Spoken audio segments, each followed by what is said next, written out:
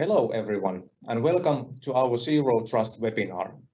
Today it's all about Zero Trust security concept and what are the best practices for implementing access right management. I'm Juha Haapsaari from Centero and I'm super stoked to have a very special guest speaker with us today.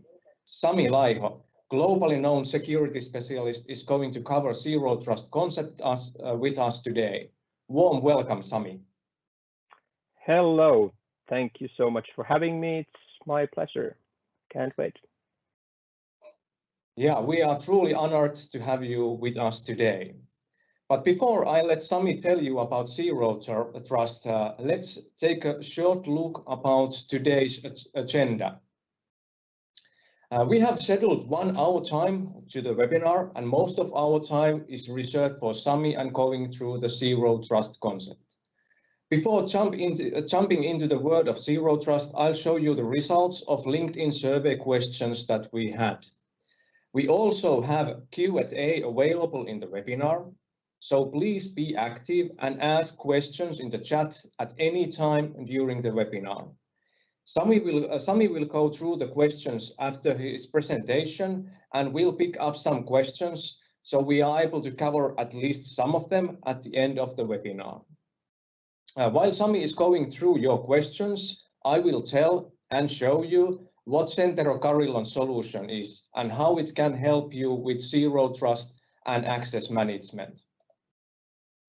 After the Carillon presentation, we will cover some of your questions together online.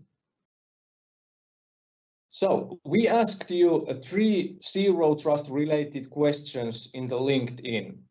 First question was about admin privileges for end users, and limiting the admin access is clearly desired direction, but still most of the respondents saw that sometimes there might be a reason for end users to have a local admin access. Second question was about Zero Trust concept, and it's clear that is something that organizations are or will be implementing. Also, quite many already have implemented the Zero Trust concept. Third question was about the future costs and budget allocation for access management. Very clear results here.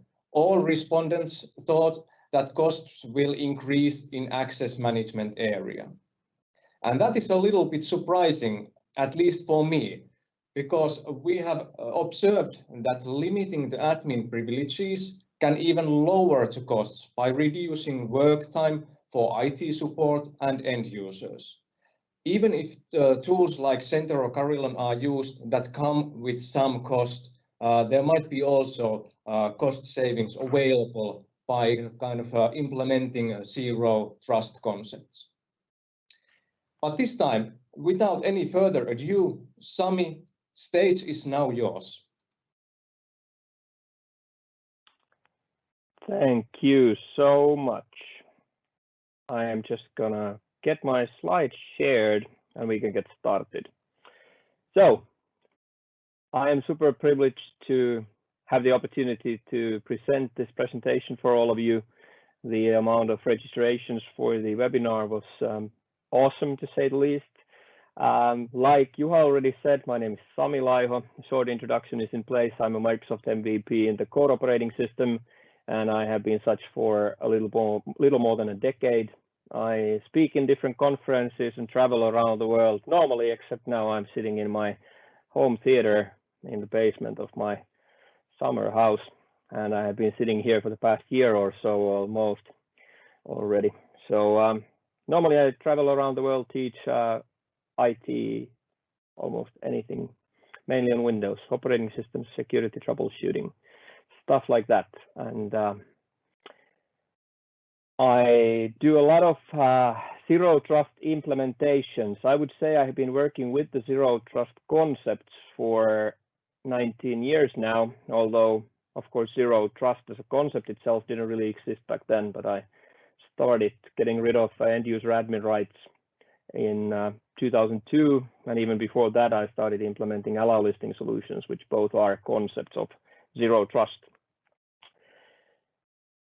We are all the presenters here in Finland, and I guess everyone is always starting every webinar now by saying something about the current situation. So currently in Finland, we are in the middle of the pandemic, and of course the pandemic has accelerated the adoption of zero trust in many ways, because people have to be able to do their work regardless of their actual location.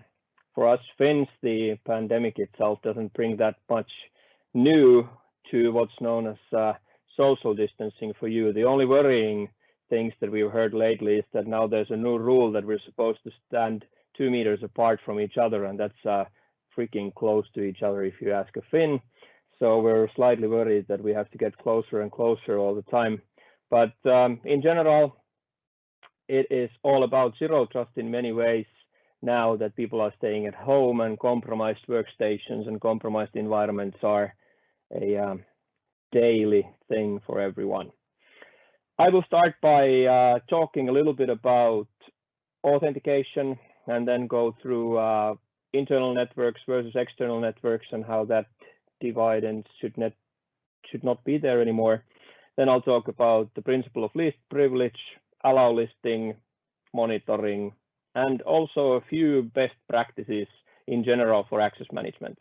And we'll talk both about on-prem and also in the cloud. And then after that, I'll hand it back to Juha, and Juha can show you how we can actually get rid of those admin rights. I have been super happy that for the past few years or so, well, actually, let's say more closer to like 5 years ago, Microsoft started to talk all about bring your own device. And that was all about just lightly managing devices and allowing people to connect to their own devices. And well, I never really liked it. I'm quite a security aware person, I would say myself, but I've always had also a very tight control over my environments, and I really didn't get this. I always called it bring your own disaster. And now when Ignite happened almost half a year ago, the online Ignite, I was super happy to see that Microsoft had also given up on this, and this was actually replaced by the zero trust, which is in many ways completely opposite to this, and that's what we're going to talk about right now. Excuse me. So one thing that zero trust has is as a problem is that people see it as a very negative thing. I guess it's just wording. When you say zero trust, it kind of like sounds like we don't trust our employees and we don't trust anyone and everyone is an enemy, and it somehow has like a negative vibe to it. And I think we should start by just kind of thinking about what good it brings to the table and what's the actual idea of zero trust. Zero trust is not about limiting what you can do. It's allowing to do what you are doing currently, but anywhere in the world, meaning that it is actually it's trying to do exactly what we're forced to do right now, which is sit at our home office and still use all our company resources. So the digital transformation that has been happening has been heavily accelerated by the pandemic, of course, because like yesterday, I was just listening to the news, and there was a Finnish woman living in Israel, and she was interviewed, and she said that the normal day in her house is that she has 6 kids, and every kid sits in a different room and is on Zoom and is in school. And people are really running out of computers as well. I mean, I'm an IT pro, and I got a lot of devices. I got 4 kids, but we still manage. But if we think about even me and my wife, we gave to charity a lot of old computers, because there are a lot of families that don't have a personal computer for everyone, and now it's kind of like required for you to even go to school. So this, of course, sadly brings in the temptation of, Daddy, can you lend me your laptop? And we've always known that you should not mix work and play, in that sense that you should not use your work computer for things that are not related to work. But now it's kind of like even in higher demand than ever before. And I'm not judging anyone, honestly. The amount of devices required now for just remote school is enormous. So Zero Trust also tries to make sure that a single compromised device would not mean that your environment gets compromised. So one of the Zero Trust principles is to limit the lateral movement possibilities in the network. So when you compromise a single computer, you can't jump to the next computer and such. So trying to isolate computers from each other.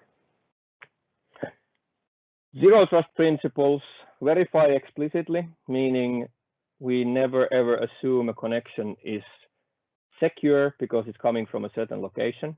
So that means that we always authenticate all communications, and we always use strong authentication even if it's coming from the internal network. Use least privileged access, my favorite of course, because that's what I've been preaching around the world for 2 decades now, and hoping everyone would grasp the idea. So making sure users only have privileges that they require to do their work and nothing more. And no admin rights for end users, which I'll talk about a lot as well. And we always assume breach. Today I tweeted out a news about Microsoft, when Microsoft had finished the investigation related to SolarWinds, and they admitted that Azure, Exchange, and I don't remember all the products, but which products they had been stolen, where the source code had been stolen, partly, not completely, but partly. And kind of like the SolarWinds showed us that even the biggest players in the market will be breached. There was an old saying in the IT industry that there's only 2 kinds of companies, those that have been breached and those that don't know they have been breached. And it's sadly very close to the truth now. And that's how Zero Trust also lives. So Zero Trust makes us live by the assumption that we have been breached. Everything is continually monitored, and we live thinking that the security needs to take into account the fact that there is an unknown party in our network. One of the biggest concepts of Zero Trust is, let's forget about internal networks. And this is of course very good. I mean, if you have always wanted to work from Starbucks exactly like you would work from your physical office, that's exactly what we're doing here. I mean, start thinking like your office is an environment that provides you internet access. When your employees come to your office, put up a router, put up wireless LAN, but treat it as internet. There's no difference there. If your firewall barrier was around your company before, put it now around your server room. Consider everyone connecting to it like they would be connecting from the internet. Just offer your employees internet connection and start working from there. If you still have internal networks, which you probably will have to have, like servers will probably be still, when they're on-prem, they will be still in a isolated network, authenticate all communications. There's a free solution for that, Ipsec. It's been in Windows since Windows 2000. I remember starting to teach it with Windows 2000 back in the year 2000, and I've been teaching it since. And still today, it seems like if I ask a outsourcing partner about Ipsec, it's either they think that I'm talking about VPNs or they think I'm talking about encryption. Ipsec is a protocol suite that has AH protocol and ESP protocol, and AH protocol is only authentication, ESP is encryption. So you can do authentication without encryption, without any overhead, and without the requirement for Ipsec offloading for your network interface cards. So it's very misunderstood many times. Not a walk in the park. I have personally killed about 1 million roses in a rose garden with Ipsec, which is too long a story for this webinar. But yes, I know it's not a walk in the park, but it's that park that we're walking towards too. Never trust, always verify. That's the motto, that's the slogan for the whole Zero Trust concept. So don't trust anyone. And try to do that without the negative vibe. So authenticating all communications, like I said, forget about internal networks, just assume everything is external. You can do this by many different ways. So honestly, inside of your building, you could do that by just isolating the data center. If you're a cloud company, this is natural. So just if you're a native cloud company completely, or based in AWS or Azure or whatever, honestly, it's native to you because that's exactly what you're doing already. But this means that all communications, even if they're in the internal network, they are authenticated and potentially also encrypted as well all the time, meaning HTTPS connections with your OneDrive would work just fine. That's encrypted already, but authenticating the OneDrive should be enforced. If we're talking about talking to an internal resource, authenticate the connections. So we have to have IPsec in the connection instead of just authenticating the user. Network segmentation can be done by different providers. So Cisco, for example, has different kinds of products for network segmentation. You can do network segmentation with IPsec as well. You don't need devices for that, but this could be virtual LANs. This would mean that devices can't talk to each other when they're on the wireless. They just talk to the access point.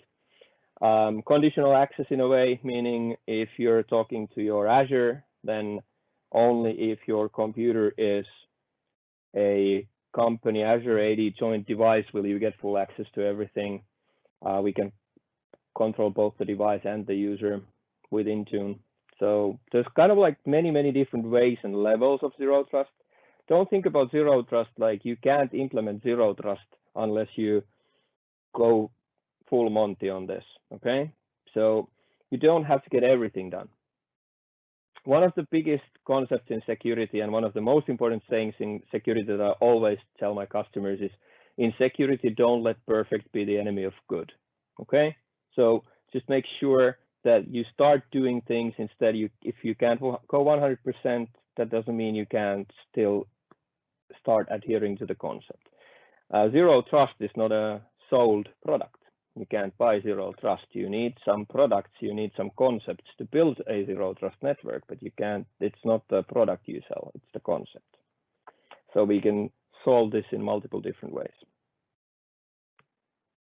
IPsec, short intro. So I'll just show that to you in a demo on what that could mean. So we have a learning, but this is a training environment I use from my classroom. So we got a very small environment. We got a domain controller here. We got a Windows 10 box here, which will be our domain joined machine. We got a Windows 7 box here, which will play an enemy. Okay. Actually, before we do anything, I'm just gonna go and ping our computers from here. So this one here is actually a student 252. This one is student 25. So if I'll ping this computer, we can just verify that we got ping running, and I can just actually do a -T. So I'll leave that running in the background. Okay, we're all in the same internal network, all have the same IP addresses. So here you can see that guy we were talking about is this one, 0107. Now I'll deploy a super simple IPsec solution. So I'll just say create GPO here. This will be called IPsec. IPsec used to be a horrible thing to manage. It's insanely difficult to manage until Vista.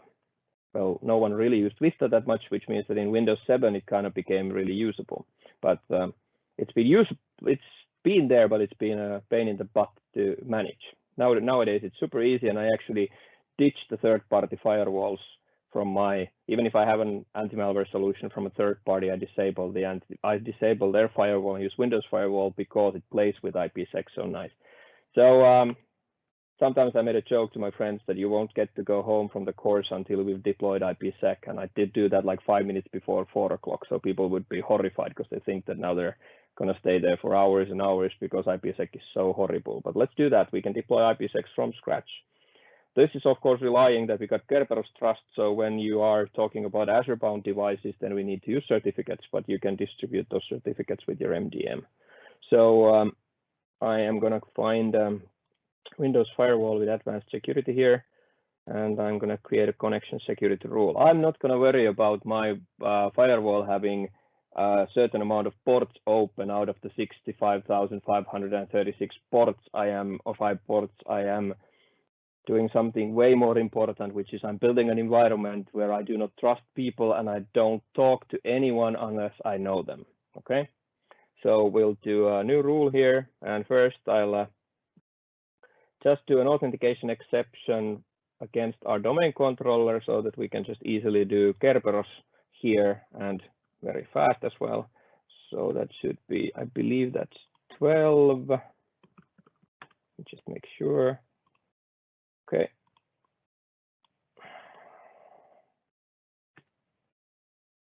And then I'll do a domain isolation rule here. So let's isolate the domain, and I will require authentication for inbound connection request outbound, which means I won't talk to anyone unless I know them, and I can still talk to Google and say, hi, I'd like to use IPsec, and if there's no handshaking, there's no handshaking now anyway, which means that then I will say, okay, let's do it without. So I am only forcing that no one can talk to me, but I can talk to people because I probably need to browse the internet anyway. And then I'm going to say that I'll identify computers and users with the Kerberos token, and then I'll just call this domain. And that's it. That's our IPsec deployment there. Let's just do some GP updates here. Let's do GP update here as well. And then we can go to the, this is our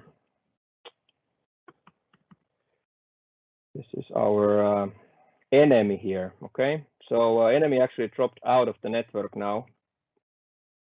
So enemy dropped out of the network because we're not talking IPsec yet. So I'll actually have to update the policy on this one to make it talk IPsec here. So you can actually kind of show you already what I was gonna show you. So now we are back online because IPsec verifies that this is a known entity. And then if you think about this guy going to the dark side, let's just emulate that. So I'm gonna drop this guy out of the network. I mean, drop it out of the domain. So let's just drop it to a work group. Are you sure? Yes, I am.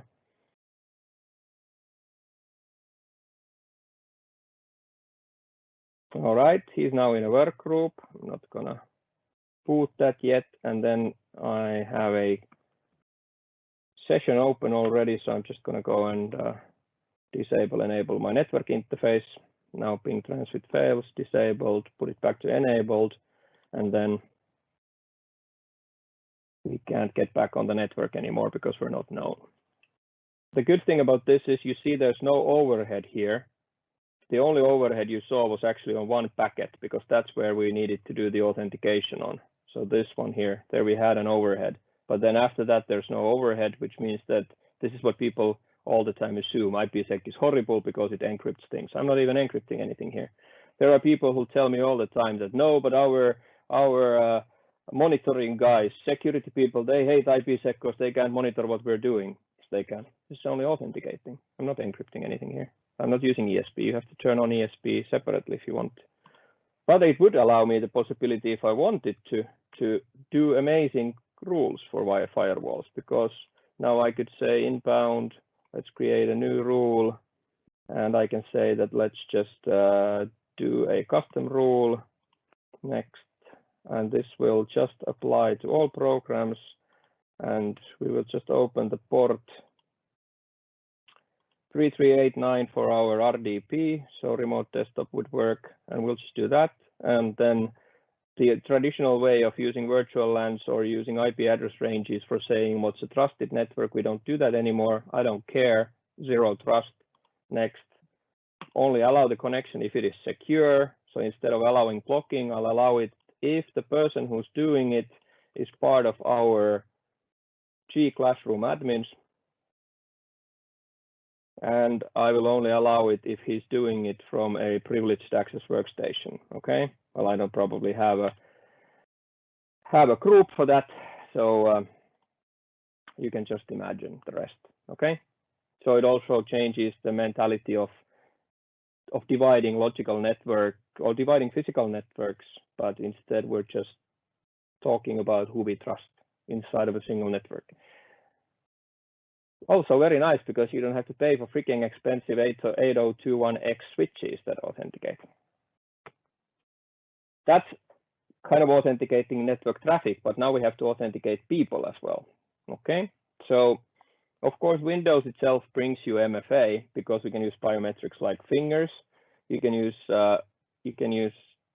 fingerprints. You can use your face to authenticate to Windows. That's multi-factor authentication. So if you would have to just based on your security policy, you would have to use multi-factor authentication. If you're using the PIN code to connect to Windows 10, you are doing multi-factor authentication. That's not what most people want, but that is two-factor authentication because what you have is the TPM where the PIN code is tied to. That's what you know. That's already two factors. My fingerprint opens my TPM, my face opens my TPM. That is multi-factor authentication, but that is not what most want because the TPM travels with the laptop. So what people mostly want is MFA. We can do MFA in very different ways. We can force it with our conditional access policies. We can require it for even the modern Office versions. So we can. It is relatively easy nowadays to take into use if you're using just services. For my personal use, if you have a Microsoft account, you can actually log on to Windows without using a password because you can use just a mobile phone, but that's still coming to Azure. Currently, what I use is Cisco, well, because it's easy for customers to get into this game because Cisco's Duo allows you 10 free users for MFA. That in reality looks like this. This is my privileged access workstation. Actually, this is housed on a Hyper-V, and now I'm trying to show you this on the camera. So let me just log on. My normal logon requires a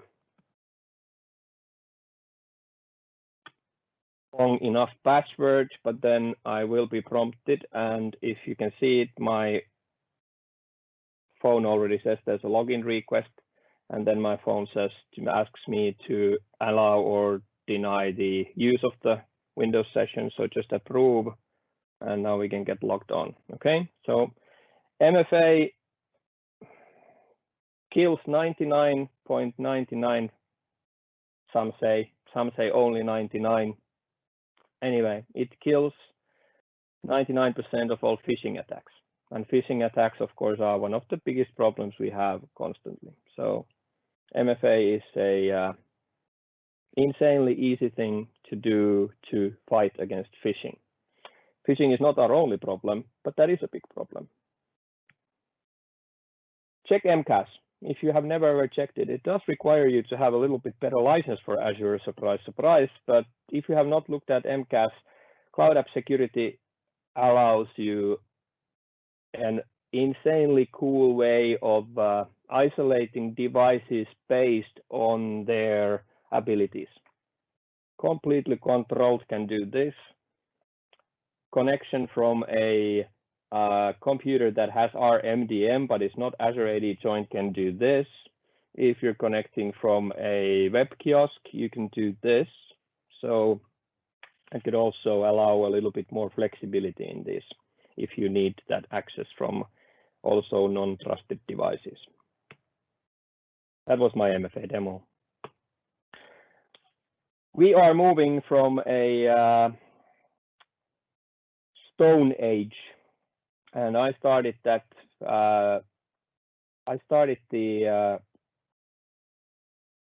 transformation of companies that had all admin to no one having admin. I started that in 2002, and I have to say I was quite alone. I remember in 2006 I was in US in a conference, and the person who was speaking, Greg Shields, good friend of mine nowadays, but I didn't know him back then. And I was sitting there was like 1,400 people in the audience. And Greg asked on stage, so, hey, seriously, is there someone in the room who doesn't have local admin access? And I raised my hand and I realized I was the only person. Not a few, but the only person. This was 2006 in Buena Vista in Orlando. One person in the audience who did not have admin rights to his own computer. And things have, of course, changed since. Now I'm mostly going to companies that say, if they're security aware bigger companies, they say we have 80% limited users, 20% local admin. I want to get those rest of them off as well. I mean, I have a Finnish company that only has devs, 140 developers working for the company, no one else but devs, software development company, and I've taken admin rights away from them. So if you can get admin access away from devs, you can take it away from anyone. Another difficult customer is schools. There's a certain thing called academic freedom, and anyone who works in those environments, you know what I'm talking about. So currently we've been in this world, lived in this world during this non-admin epoch, and non-admin epoch meaning a time where we are getting rid of admin rights, but we still don't have the concept of allow listing. It used to be called whitelisting. So people are not installing their own software, admins will do that, but we don't verify trust of the apps before we allow them. And now we are gradually, hopefully during the next few years, we will move to an environment where we don't have to worry about finding all the bad malware because we only allow the good things. So we do allow listing instead of deny listing. Getting rid of admin rights. Like Juha mentioned in the intro, you seriously should not think about this, but like taking away admin rights will hinder usability. No, I mean, this is a good thing. This is for us lazy admins who want our environments to work. Yesterday, I was fixing a computer that my family has a clothing factory in Finland, and I was fixing a computer, and I have to say I'm a little bit annoyed about the fact that we've never had admin rights there. No one has admin rights. The full place runs without any admin rights, except I have admin rights if needed, but no one has admin rights. We don't even have a help desk, and we have still lived without admin rights for almost 20 years now. We don't even have a help desk to call. They have only my number. We don't have an outsourcing partner. So if they have a problem, they can try calling me, but I'm quite sure that you would not like it if I would pick up the phone during a thing like this. It's a small environment, 40 workstations, 7 servers, but I'm really proud of it because it's an environment that has no admin rights. There's no help desk. There's no people working for IT except me, yet I have been able to travel more than 200 days a year around the world for the past 7 years. So if you can stay away 200 work days out of your office, I mean, the whole IT department, I mean, it's not easy even for a small environment. So I'm super proud of it. The annoying part I saw yesterday was I want to have new computers because the old computers have spindles instead of SSDs. I want to replace them because the new hardware has cool security features, which I want to have. The problem is they don't freaking break. Seriously, yesterday, computer, I want to get rid of it. I want to buy a new one.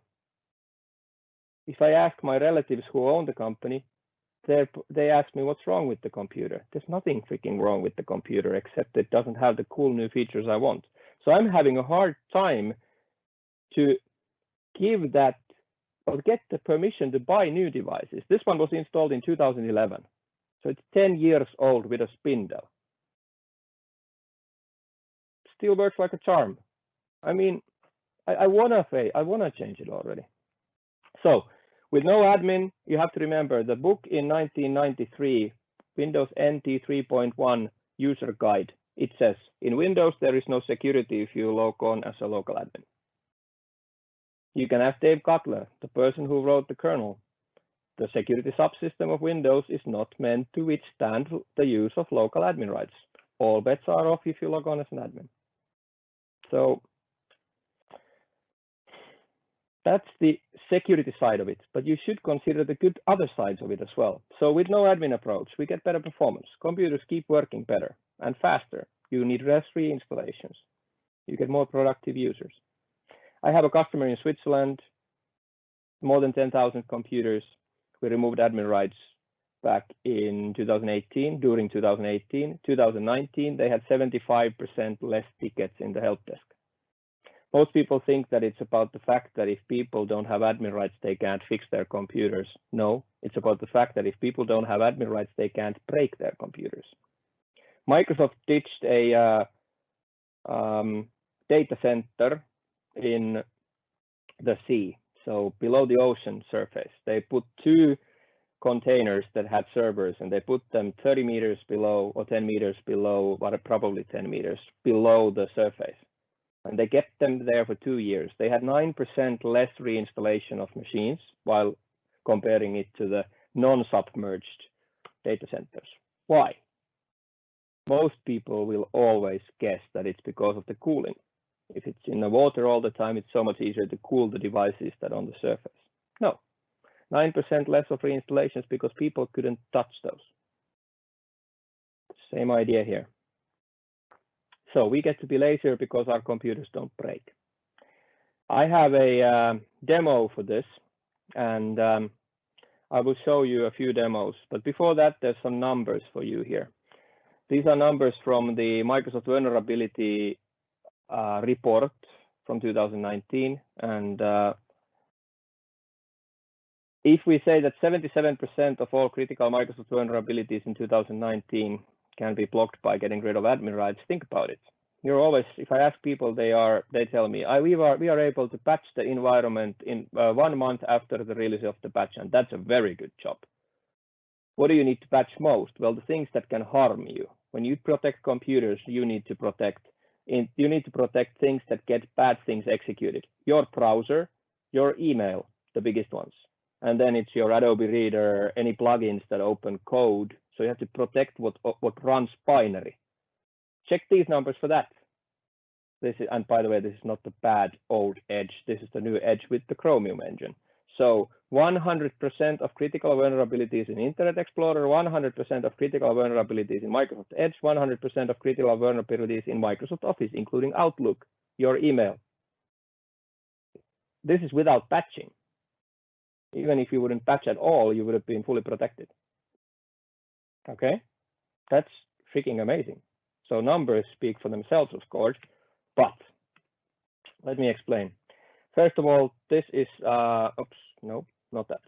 That's not, here's Procmon. This is process monitor from sysinternals, and this is what I call the shit-o-meter, okay? So what I'm showing you here is I have process monitor, and I always show this to my friends when they don't understand why you can't be a local admin even on your home computer to keep it running better.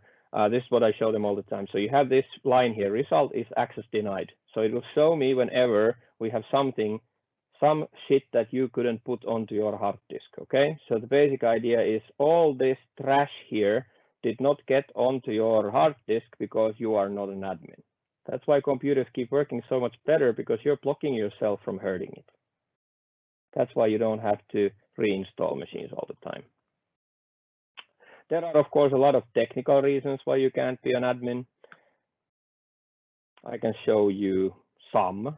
So here we have a great demo, which I think is one of the best demos of showing why you can't be an admin. Here we have a person who is a local admin. So he's been given local admin rights, but he's annoyed because he is called student A and he belongs to a group that is called classroom admins. Okay, it makes him an administrator on the local machines, but he can't have domain admin. So he would like to actually, now that we get this compromised machine here, remember 27% of all attacks are by internal threats. So this could be your teacher. One of the 27% of internal threats here gets local admin access, and then he calls for help. Make sure that remote desktop works on the machine, and then he calls for help.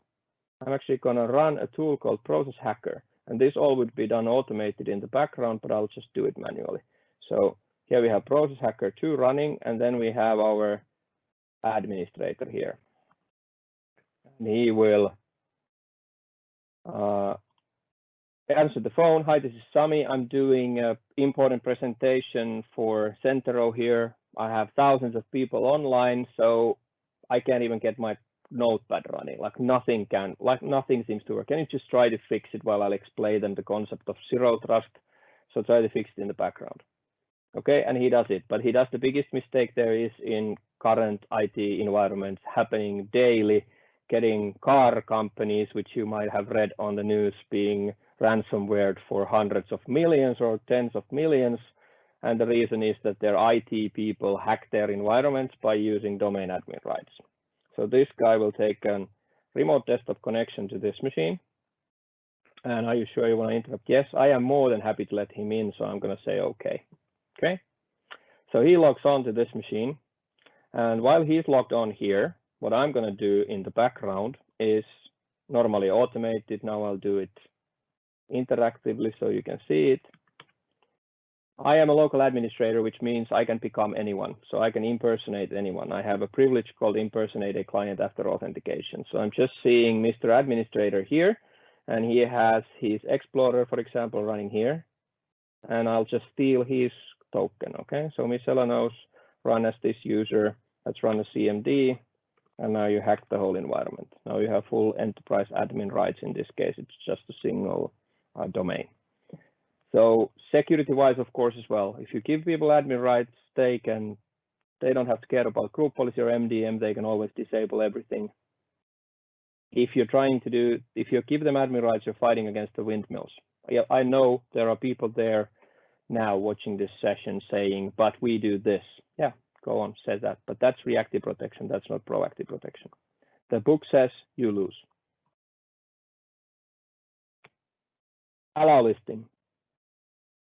Here is a fact for the past about 4 or 5 years already, which says that there's 1 million new pieces of malware found per day. You want to be the one who's listing those 1 million things per day, like antivirus or anti-malware. It can't keep up to date. Your networks can't take the load of updating definition files fast enough. If you're up to date now about 1,000 different pieces of malware can get through. Okay.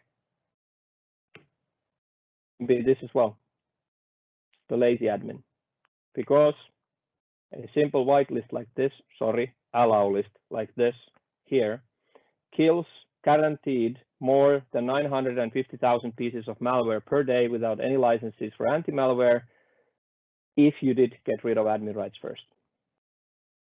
I'm saying you can allow things from program files and Windows, and I'll take away your admin rights so you can't put anything in there. We have to keep it up to date. I know there are certain things to fix in it. It's not perfect, but we can keep it perfect. And then it says, I only allow signed code. 95% of malware is not signed. So it kills a minimum of 950,000 pieces per day. Actually, it kills a lot more. I'm not exaggerating here, a lot more, because this rule in AppLocker means that allow code that is signed by a trusted signer. And that means there's only a few per year. But anyway, I mean, the concept is perfect. You can do it easily as long as you got rid of admin rights. If you still have admin rights, this would be horrible. You would start to do like file hashes and things like that. I did this for City of Helsinki. They started with 8,000 lines on the list, and when I was done, we had 72 lines. So trust me, same end result, and you can do it in very different ways. This is any lazy admin's decision. This is any lazy admin's option. Okay, if you don't want to work all the time. So that's my AppLocker. If you want to see my real AppLocker, because I'm quite sure someone says it's not that pretty after some time. No, it's not. But I am happy to show you my AppLocker, because my AppLocker on a computer, I'm self-employed. I have to run all weird stuff on my machine constantly. And I have been running whitelists in 2001. So after 20 years, you can still fit this. And this is heavily protected version of a whitelist. You can still fit it in one page in my group policy editor. Of course, everything needs to be monitored. I'm not taking that big of a saying on, I'm not taking that big of a judging on what you should use. I just need you to monitor. So it can be Splunk, that's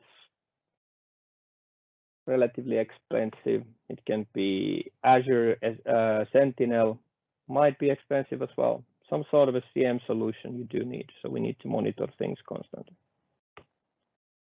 And we need people to monitor. This is a picture of my man cave in my dreams. So anyway, we need someone to monitor it as well. So one concept of zero trust is to keep monitoring constantly. If you don't want to pay for it, check this out. Free list and free solution for monitoring security inside of your company with the built-in event log collector, good for almost up to 50,000 clients. Doesn't cost you anything. best practices for management. On top of everything I've said, we need to distribute all on-prem environments into tiers. So we have group policies that will make sure that domain admins are not allowed to be used anywhere except domain controllers. We have group policies in place that say server admins can only log on to servers, not endpoints, not DCs. And then we have workstation admins that can only log on to endpoints, not servers or domain controllers. So if we have a compromised machine, we won't lose the whole company, which happens if you log on to a workstation with a domain admin, which is the biggest mistake you can do. None of this works without the concept of privileged access workstations that allow us to monitor environments like this. These are all concept of zero trust, and of course they're a little bit different if you do it in a non-traditional AD like I have here. If you move, I even have the slide has even the example policies here, which I kind of forgot. Not gonna read through all of those. If you don't do anything else, please make sure that you isolate the tier 0, which is domain controllers and PKI. If you want to do one thing after this session to save yourself from disaster, block domain admins from logging on to anything but DCs and privileged access workstations. Slightly different in a native cloud environment where you just have to make sure global admins cannot log on to endpoints, which they by default can with full admin. So make sure they're MFA protected. Use the workstation admins solution in Azure, which is nowadays a lot simpler for the past few months because we can finally manage user rights from Intune. We can manage group management from Intune. So we can also nowadays use groups in assigning these, which used to be available only for end users. So check that out. You have to control the local administrators because we have to block the possibility of lateral movement. And when we do that for local accounts, the answer is LAPS, local admin password solution, which sadly Microsoft is not developing anymore, or let's say they're developing it, but they lost the developer. And credential guard for domain accounts is of course recommended. Group policy example of how to manage local admin rights for people, but in this case, of course, we hopefully do it only for the workstation admins. And I have to remind you that LAPS cannot be a solution for managing computers. LAPS is just there, and it could only work on an on-prem environment, and it could only work for changing the password of the local admin accounts, but there's nothing else there. So using things like this for daily management will not do. And that's a big mistake people many times do. With LAPS, this is actually all that I had here, but we have solutions that can help you get secure environments that are still usable and don't cost that much. So with this, I'm gonna thank you. I'm gonna go and check out the questions, and I am going to give the mic now back to Juha. Thank you very much, Sami. That was awesome walkthrough to the zero trust and access right management. Yeah, and as Sami mentioned, Microsoft LAPS can help you to manage and make your local passwords better on on-prem AD joint devices. But with Centero Carillon solution, you can achieve that and much more. So I will be showing you a little bit more about what is Centero Carillon solution. And it's mainly a solution for managing local groups and local user accounts on Windows workstations and servers. It allows IT admins to create management rules that will remove permanent admin access from users who does not need them all the time. But it also provides an easy-to-use functionality to gain temporary admin access when needed. And Carillon also allows, as LAPS allows also, to create these local user accounts with random passwords, which are more suitable as a backup user accounts when the device has lost its domain trust or we need to connect via remote administration tools. All these functionalities are available to all types of Windows devices in Carillon. So for standalone workgroup devices, on-prem AD joint devices, hybrid joint devices, and also native Azure AD joint devices. And as knowledge is a very important thing for maintaining the desired security level, as Sami also mentioned, the monitoring thing, Carillon provides also you reports for your current environment state, who has been granted the temporary access to the devices, or who has retrieved random password information to be able to remotely connect. And now I will show you how Centero Carillon works when permanent admin privileges are replaced with temporary just-in-time elevated privileges. So I will be switching to my virtual machine here. So here you are able to see the screen. Just a second.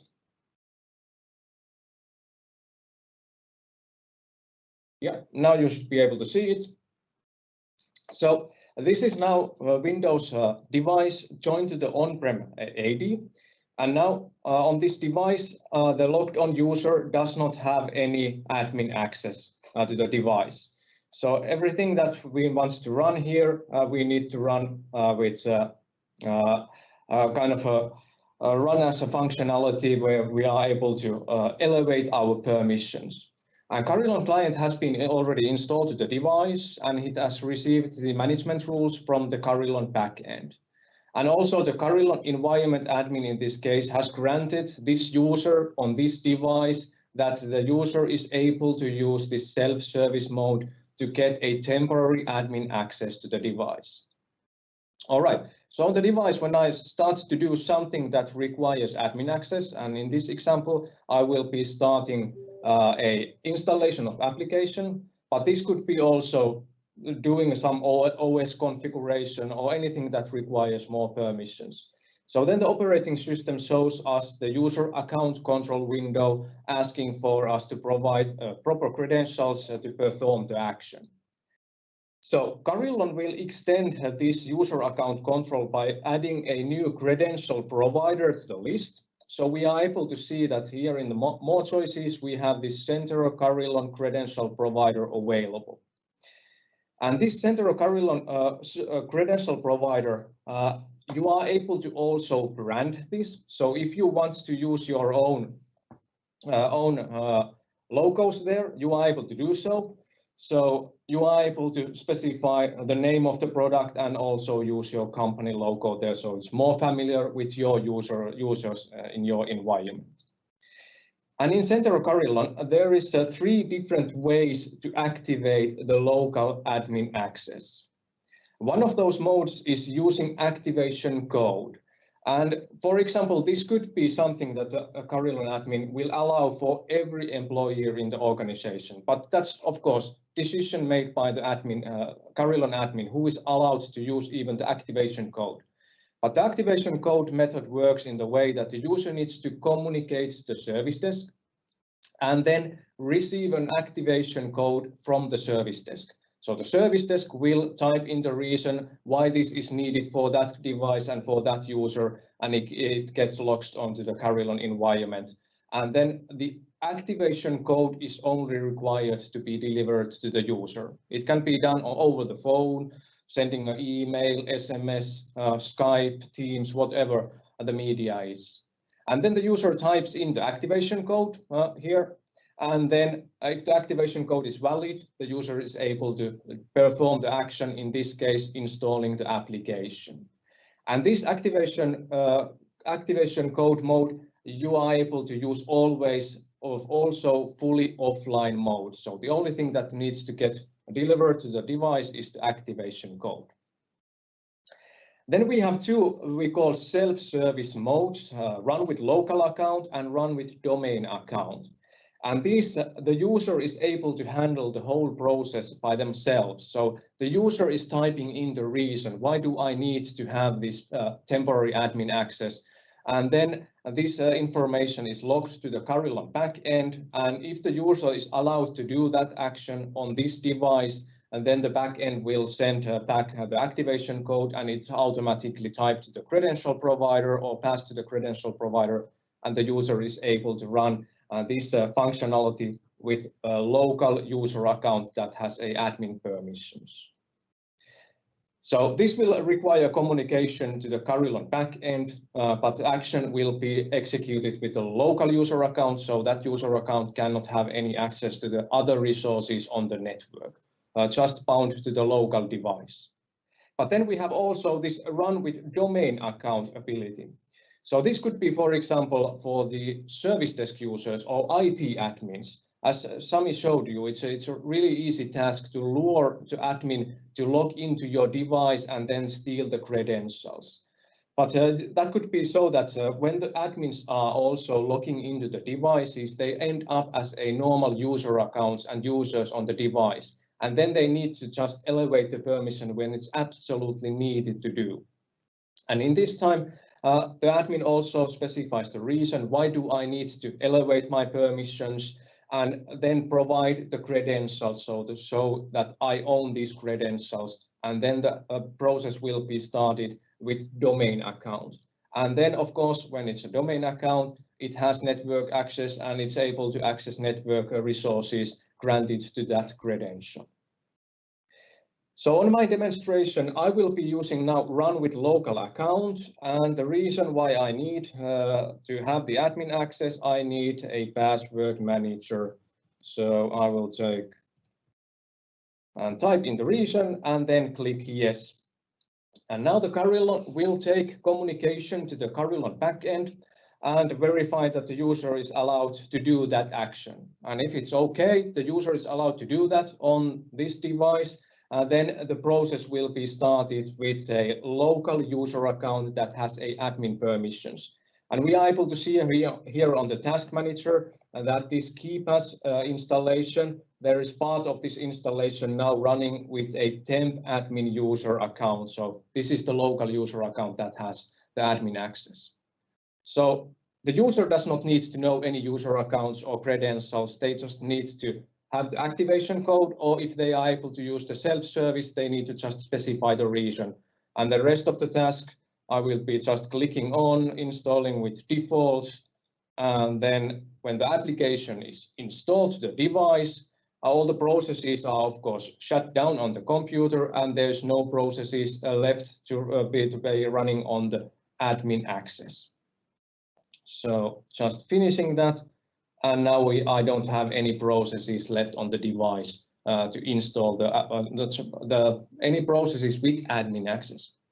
So the idea is here that you get the admin access only when you need, only to the process, only to the tasks where you actually need those.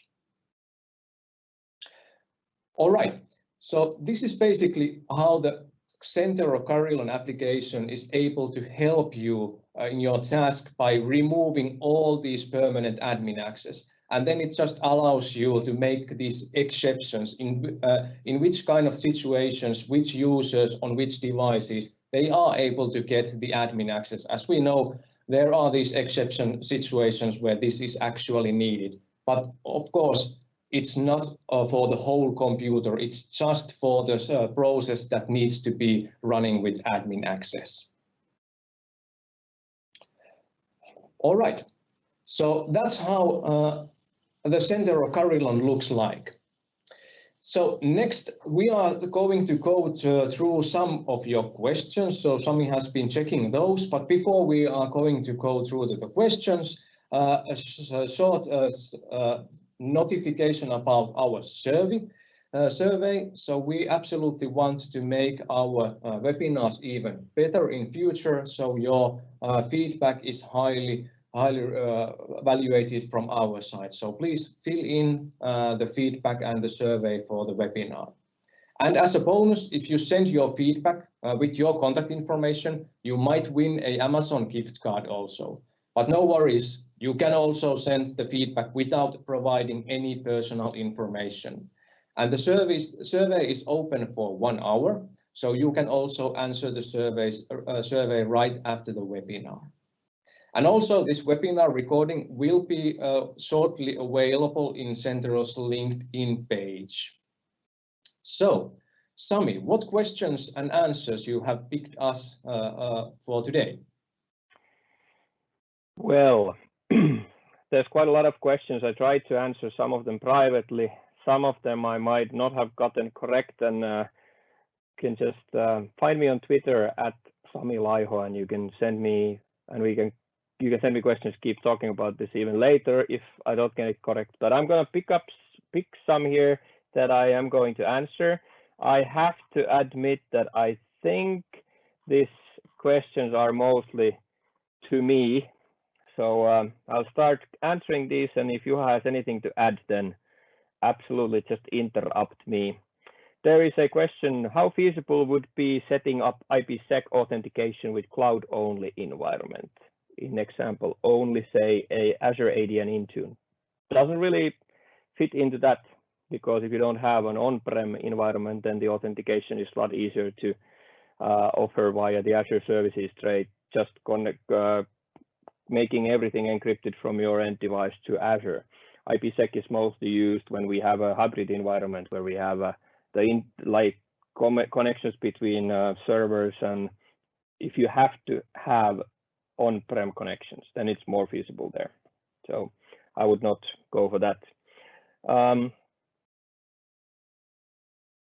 There's a very good comment. You can take the admin rights from the devs, but you cannot take the max from them. That is a priceless comment. Now I'm gonna have to show you this. There's a solution for it. I have this always with me. Okay, this is for Apple computers. So if you have to touch them, you just have to have these certain gloves. And as I did not know that question beforehand, I can trust me, it's always there. Anyway, so just removed local admin rights from client support, a hard battle won, great job. Then we have how the Zero Trust security network can be configured, applied for other cloud vendors except Azure AAD P2P connection. Well, this is a concept. I mean, if we would go through all the potential ways of doing this, we'd be talking about it for a week. I do offer Zero Trust training as well, so I have courses on these matters, but well, not solved here. But just remember, it's not a product; it's a concept. We can solve these concepts with different ways, and there's always can always find solutions for that if you're just into the concept itself. What is the difference between trusted computer and zero trust based? Well, trusted computing, meaning that's the traditional way where we said that you log on as your username and password. That's fine. There's no authentication whether your IP address is having the computer that it says. So IP connections were not verified. We didn't use multi-factor authentication. You could connect to your company resources from any device. This means that we will control what device connects with what user in what circumstances. Would you recommend to use a full tunnel VPN instead of a split tunnel? Well, I would say you have to go for a split tunnel if you're thinking about zero trust. I mean, we have to assume that you are allowed to connect to the internet. So if you are in a military environment, I understand the fact that you will only allow your users to open a VPN tunnel to your company and never do anything with those computers. So if that's your case, why not? But because this is one of those things the pandemic taught us, is that we do have to allow split tunneling. So I would start from the assumption. I would start by fixing everything so that we can use split tunneling, because we had the problem where first we had to buy huge amounts of VPN licenses for everyone who was remote, but the other problem was that we couldn't update them because the SCCM or WSUS updates would come through the VPN tunnel and we would run out of bandwidth. So let's start from that. How about multi-OS IPsec environments, Windows, Linux, Mac OS? Is it complexity times 3? Linux is quite easy. It has quite a good IPsec implementation. Mac OS X, I would recommend a third-party product to do that, because Mac OS X, although it's Unix-based, it still sucks with IPsec. How can a small M365 shop implement Zero Trust with very little resources? What to start with? Well, always start with the fact that make sure no one can log on with if it's Azure AD global admin, or if it's an on-prem AD with the domain admin to anything but your domain controllers. And that doesn't require licenses for that. So, but if you're purely AAD, then the links I had on this, and the good question that many of you asked, will the slides be available later? Yes, they will, and Centero will provide you with the slides. I think there was a mention that on the LinkedIn page they will be anyway, so those will be available. and you can read through those. Then let's say we have Linux or some sort of printer device doing LDAP, etc. against the DC. Can you use IPsec for those, since those devices are not joined to the domain? Yes, you can with certificates. I have a Canon company printer just behind this wall, and it has a certificate that it uses to talk to. Technically, I can talk to the printer because if I don't, I mean, I can talk to the printer, but if the printer wants to send me a notification of the successful print job, that would not work without the certificate, because I am allowing me to talk out. I'm just preventing bad guys from talking in. It's CAS, not MCAS. I'm sorry. I've had this debate with my MVP lead for multiple times. He hates me for saying that, but I don't know. It just sounds so much better. Will you share the presentation? Yes, I will. How to automate to kick out the user out of the network if the trusted user gone rogue, for example. An IT guy hacks the server and make IT applications go down. Well, that's a big thing. You have to have monitoring so we can figure out where they're logged on to, and at least with Azure AD services, it's quite easy to lock those people out. Okay, there's some Carillon comments. What is the best book on core fundamentals of Windows OS security? First, read Windows Internals, the 6th edition. Then when you've read that, read the first book of 7th edition, which is all available. Read that. And then go to win-foo.com/dojo. There you can get the rest of the training, free commercial time. What's the source of the 100% cert? The vulnerabilities need admin rights, etc. report, please. That's Microsoft Vulnerability Report 2019. 2020 is out in a few weeks, but I can't talk about it yet. It's still under embargo, so I can't tell you about it. But the numbers are basically the same for the browsers and the Outlook stuff. If certification authentication is used, will the traffic be encrypted? Not necessarily. AH protocol in IPsec, sorry. AH is authentication in IPsec, ESP is a different protocol that does encryption. So you can choose. You can do both or just the authentication. How good are CAS and the MS Defender for endpoints for monitoring? Is it enough? If you buy the Azure like E5 level licenses or that Sentinel, for example, then yes. I mean, somehow you have to have a place where you can centrally monitor and alert. So those are the missing parts. Should admin that use PAWs have admin rights to their own PAW? Not really. I mean, you should always log on to the PAW with the limited user and only elevate when needed. And that can be solved, of course, better with third-party solutions like Carillon, but also just a traditional UAC is better than logging on as an admin. Don't believe Microsoft's PAW documentation. Those are just meant for people who shoot missiles, and they're not good for normal users. How to handle Azure AD joint devices? Is it possible to block Azure roles from inheritance that inherently have guard mode? Yes, it is. So nowadays you can do that. You have to find the SID value for the global admins group, and you can allow, you can add deny logon locally right to that global admins group. So it is doable. In Microsoft 365, do the global admins need 2 accounts? Absolutely. Nowadays, if you establish a new tenant, it will do it automatically for you. So that is absolutely. You never ever use the global admin account for anything but managing the tenant. So never ever. I mean, that's the difference. If you read a phishing email and you do that as a global admin, you lose the whole tenant. You have to rebuild everything. So don't do that. Is Duo right solution for providing MF multi-factor computers in hybrid AD? Well, Duo is just one provider that can do it. I'm not selling them. I don't want to promote them, but they are the ones that have a very easy and in this way free way of doing this for the logon to Windows. But there's another question: can you do this with Microsoft's own solutions? Currently only with the Microsoft accounts, but not with Azure AD yet. It's coming. Windows Firewall IPsec with Azure AD only environment. How would you do it? Well, if it's Azure AD only and you don't have an on-prem, you don't need it, like I said. But if you have, then you have to use Intune to put in those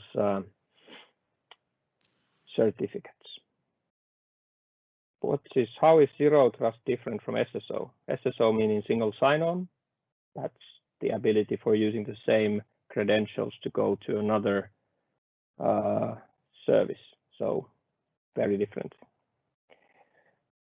Any way to do WinLog on MFA? That's answered already. Okay, I think I